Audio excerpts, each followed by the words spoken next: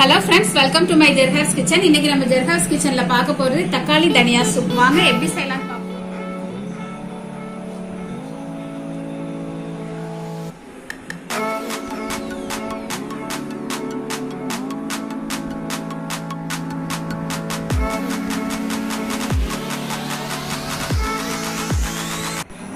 தக்காளி தனியா சூப் செய்யறதுக்கு நம்ம ஸ்டவ் ஆன் பண்ணி ஒரு பாத்திரம் வச்சிருக்கேன்.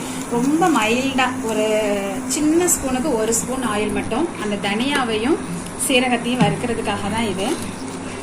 இப்ப நம்ம ஒரு ஸ்பூன் சீரகம் போட்டுக்கலாம்.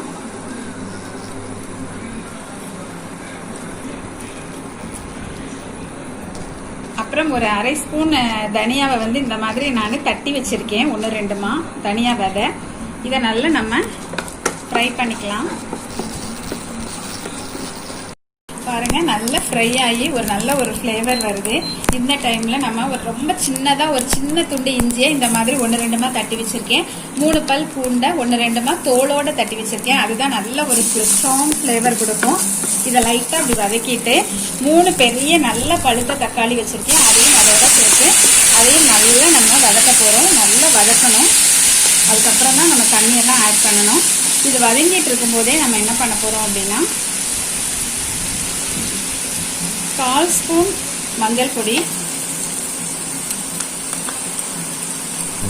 1/4 ஸ்பூன் மிளகாய் பொடி. இது எல்லாமே ஒரு லைட்டான ஒரு ஃப்ளேவருக்காக தான்.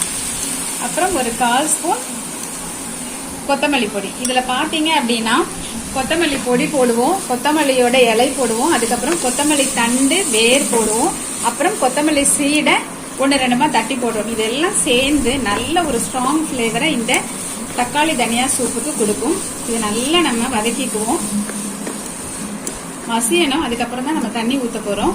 இந்த டைம்லயே நம்ம என்ன பண்ண போறோம் அப்படின்னா, இங்க பாருங்க, இதுல ரொம்ப முக்கியம் வந்து நம்ம சாதாரண தண்டெல்லாம் வந்து ரசத்துக்கு யூஸ் பண்ணுவோம், இலைய வந்து எல்லாத்துக்குமே யூஸ் பண்ணுவோம். ஆனா இதுல வேரையும் சேர்த்து நம்ம இதோட போட போறோம். இது நல்ல ஒரு 15 நிமிஷம் வேகும். இதையும் நல்லா வதக்கிக்கலாம். 15 நிமிஷம் வேக வைக்கும் போது இதோட எல்லா ஃபிளேவரும் இறங்கி அது ஒரு நல்ல ஒரு சுவையை கொடுக்கும். இது கூட நம்ம கொஞ்சமா கொத்தமல்லி தலைகளையும் சேர்த்துக்கலாம். எல்லாத்தையும் நல்லா வதக்கிக்குவோம். நல்லா வதக்கிட்டோம். இப்ப நம்ம 4 டம்ளர் நான் தண்ணி ஆட் பண்ணிக்கிறேன். இப்ப 15 நிமிஷம் நம்ம இதை மூடி வச்சு வேக வைக்கும் போது நல்ல ஒரு அந்த சாறு எல்லாம் இறங்கி வத்தவும் செஞ்சிடும். அதுக்கப்புறம் நமக்கு கம்மியா தான் சூப் கிடைக்கும். வத்த வைக்கும் போது தான் டேஸ்ட் நல்லாவே இருக்கும். தேவையான அளவுக்கு சால்ட் ஆட் பண்ணிட்டு நம்ம மூடி வச்சிடலாம். 15 நிமிஷம் கழிச்சு நம்ம பார்க்கலாம். 15 நிமிஷம் ஆயிடுச்சு. பாருங்க, நம்ம ஊத்துற 4 டம்ளர் வந்து இப்ப 3 டம்ளரா வத்தி நல்ல ஃபிளேவர், நல்ல ஒரு ஃபிளேவர் இருக்கு. நம்ம இப்ப ஸ்டவ் ஆஃப் பண்ணிடலாம். இப்ப நம்ம ஃபில்டர் பண்ணிடலாம். ஃபில்டர் பண்ணதுக்கு அப்புறம் இதை நல்லா அமுக்கி அந்த இதை ஃபுல்லா சாறு ஃபுல்லா இறங்குற அளவுக்கு நம்ம நல்லா அமுக்கி இப்படி எடுத்துக்கணும். அப்பதான் வந்து அந்த ஃபிளேவர் எல்லாமே நல்லா இறங்கி டேஸ்ட் நல்லா இருக்கும். நம்ம எல்லாமே அதை ஃபில்டர் பண்ணி எடுத்துட்டோம். இப்ப நம்ம கடைசியா கொஞ்சமா கொத்தமல்லி தலை அந்த காம்போட கூட போடுங்க, அதுதான் டேஸ்ட கொடுக்கும். அதுக்கப்புறமா ஒரு அரை ஸ்பூன் சீரகத்தை 1-2 தட்டி வச்சிருக்கேன். நீங்க சீரக பொடி போடுறதுனாலும் போட்டுக்கலாம், உங்க விருப்பம் தான். இப்ப நம்ம சர்விங் பவுல்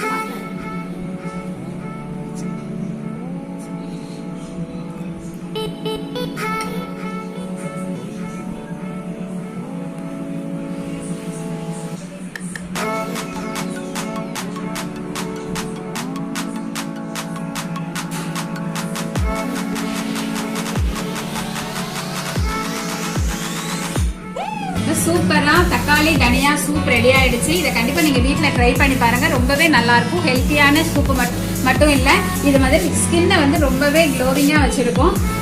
கண்டிப்பா இதை ட்ரை பண்ணி பாருங்க. ஃப்ரெண்ட்ஸ் அண்ட் ரிலேட்டிவ்ஸ்க்கு ஷேர் பண்ணுங்க. Okay, bye friends.